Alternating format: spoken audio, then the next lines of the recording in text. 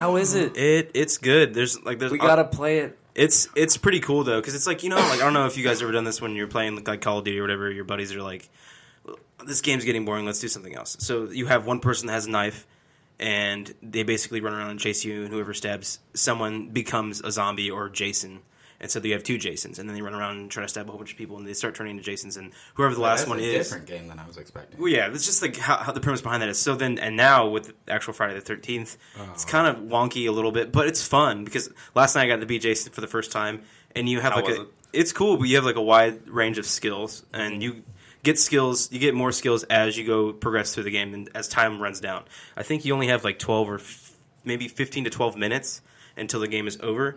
You have to kill everybody in the game. How hard is it to find people? It's super fun. But when you play it the first time, again, the game's kind of still wonky, and they still need to improve it a little bit more from a control level. But so you can you have a map, and then how you see people, you see like this white orb that just flashes of where they are. You don't know specifically where they are until you hit like there's this skill that's called Sense. So when you hit that, you can see them in your peripheral, and wherever you're viewing, you can see them as like a red orb running in front of you. If you can't see, and you can see through trees and everything, through houses. But then as they move around, there's this white orb that pulses or whatever in front of you. But you don't know directly where they are. But then you can also teleport by using the map, and you teleport to a specific location where they're at, where you think they are. So you have to like go find them, which is like the hardest part. And then you have this other one where you can like teleport really quickly. And you like fly through the air, and you can go around them really quickly and stop. But I didn't know how to stop and get out of it, so I kept going around in circles around them and hitting every button. And then I found out later it's like R2 and L2 to how to get out of that. And I'm like, fuck, man, I could have got so many kills, but I didn't know how to get out of that. And like, obviously, I was playing with a whole bunch of my friends, and they're not going to tell me what the fuck to do when I'm Jason. Yeah, no buttons. It kind of reminds me of in Battlefront when you get to play as like Darth Vader or something for the first time. But you're so happy that you're actually Darth Vader that you don't. Your mind just completely blanks, and you're like, I don't know how to use the controller anymore. It was like being a kid playing soccer, and you actually have your first shot at the goal, and you don't know what to do, and you just break down and you cry on the sidelines, and your dad takes you home, right, guys? And then okay. Ice cream after. I would say like sky it, but not sit down in a I heard position. And the one thing about that game is like it's meant to be a fun game. It's not meant to be super like ranking type levels or all bunch. It's supposed to be fun. So the games that are fun is where everybody's on board with the silliness, and the Jason that kind of just toys with you and talks to you and plays around and doesn't just go straight for kill is when the game really shines. Yeah. So like how you like? Can you talk shit? Yeah. When you're close to each other. When you're only close to each other, or if you have a walkie-talkie.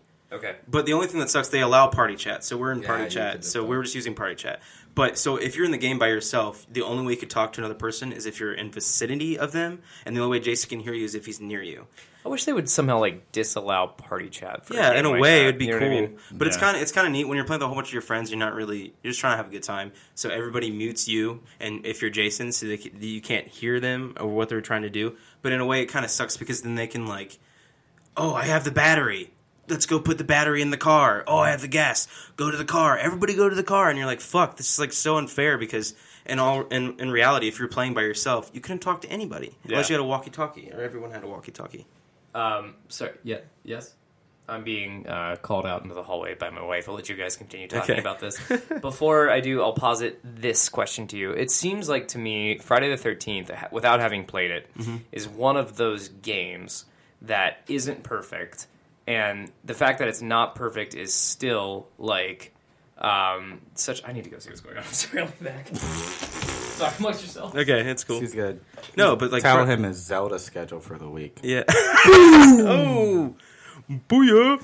I'm really excited. I'm trying to get my friends to play that game. They're all on board. No, I want to play it. Dude, it's fun. Like, don't be in party chat. Don't be in, like, TeamSpeak or anything like that. Just go at it from, like, going to find a walkie-talkie. And like so there's different things. Like how do you like when Jason grabs you? There's different ways to get out of it. So like when he grabs you, you have to like smash a certain button on the controller. It's obvious it's X or A. So you have to smash X or A to get out of his grasp. Or if you have like a pocket knife or a Swiss Army knife, you stab him in the neck and he drops you. Yeah. Did you have you seen or do you know how to kill Jason? Have you found that out yet?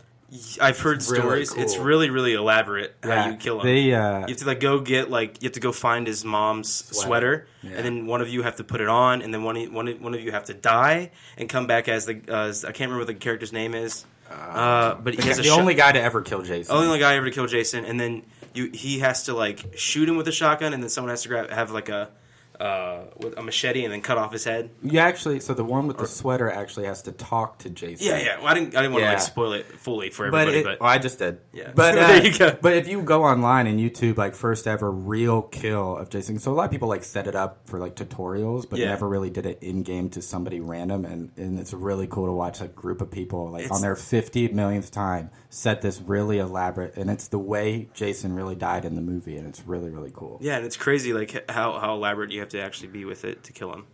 So sorry to get interrupted there.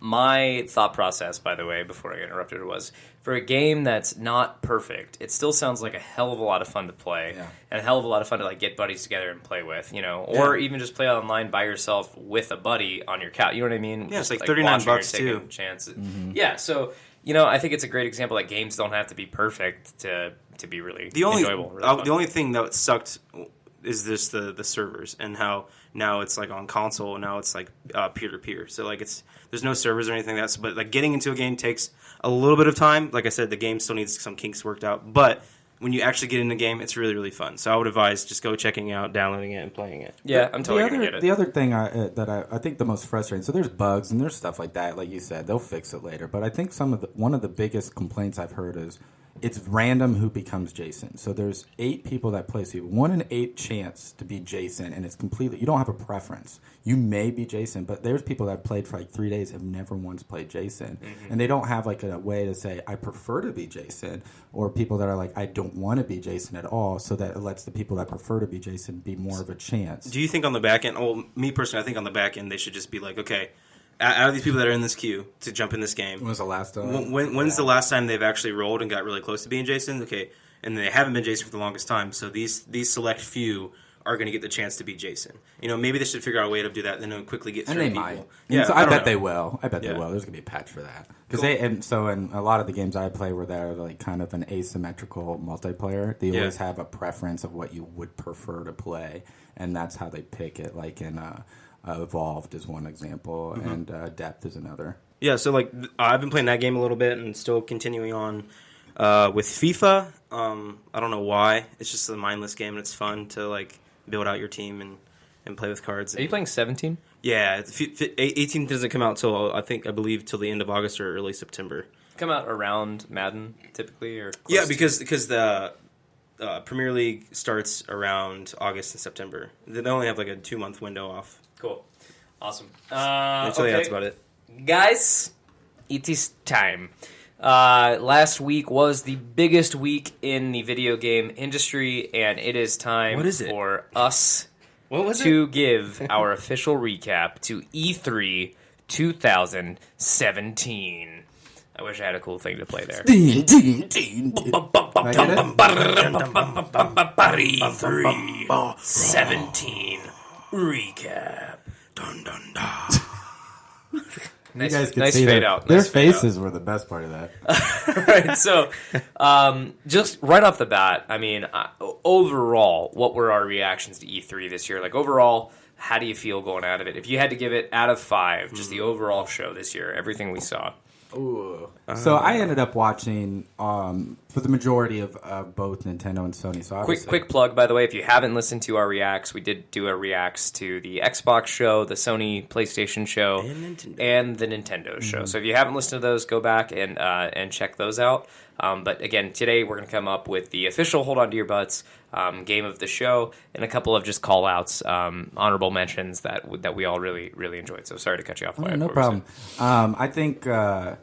I just watched the conferences of just the 3, obviously, and I listened to all 3 of our reactions. So I think overall I was pleasantly surprised. I think especially Xbox, wasn't expecting that to be decent. Nintendo, I was expecting to be strong, and I thought it was pretty strong. I thought Sony really it wasn't bad, but I thought they didn't hit it hard. Sony VR was awful. Yeah. It was really like the fishing game, Final Fantasy fishing. I thought they really dropped the ball, so I think overall they kind of dropped it. I'm curious, Brogan, since you were there for all 3 reactions, so after I say kind of my 2 cents, I'm curious on what you think, who had just the content and show, who was best in show of the 3 conferences. My opinion, I think it's a pretty tough call between Xbox and Nintendo. I think Nintendo had some really strong stuff. I think they let it down with the Metroid. I think it's really cool, but I'm very weary of it because Metroid Prime was a really good game. Metroid Prime 3 was a horrific game. So it's a really tough call there. But I'm curious on what you think of the three. Who do you believe, in your believies, what's your believies, Brogan, of who had the best of the three conferences? Okay. I'm glad you brought that up, and you made a lot of really good points that I actually agree with. So, my gut tells me that the best conference that I watched was Microsoft. I think Microsoft, everyone loves to hate on Microsoft, right? Yeah. Sorry, 1 second. I'm ordering us a beer. All right. Everyone loves to hate on Microsoft, and everyone assumes that Microsoft is not going to have a good showing and that PlayStation was going to continue its streak of amazing E3s, which they typically do have amazing E3s. Last year they had a full orchestra. They had just amazing games lineup. Everything about PlayStation's last year was far and away the best show. Now, the problem is this year was the exact same show for PlayStation. They showed the exact same games they announced last year, and those games still aren't coming out till 2018. The major games that play, and Blev and I talked about this on our reaction show. We were excited for a lot of the games that they showed, and all of the games that they showed, arguably all of the games that PlayStation showed, looked amazing. Yeah. But the problem was, we're going to have to wait to play them until 2018, and they didn't come out with anything new or surprising, right? It was all really safe. In general, I felt like all three conferences were really safe. Microsoft, though, one of the biggest criticisms that Microsoft has garnered sort of over the years has been not showing a reason to switch to Xbox, right? They don't have good exclusives. They don't have strong exclusives. They don't have a game that is a killer app outside of Halo and Gears of War and Forza, depending on who you are and who you like. Those are the three games that you like most associate with Xbox, right? Yeah. They came out and Phil Spencer, the head of Xbox, said today on our show, I think the first thing he said was, we're going to show you 42 games, 22 of which are Xbox exclusives. And that was like, Wyatt and I both looked at each other, we're like, oh shit, okay, Xbox is bringing it. Because the biggest thing, I think, that everyone was worried about for Microsoft at this show this year was, okay, they're going to talk about the Scorpio, and it's going to be all about the Scorpio. Like, we get the point, move on. They only showed the Scorpio for the very beginning, and then they never went back to it. Now, again, they said over and over and over and over again, this is running on a Xbox One X, right? Thank you.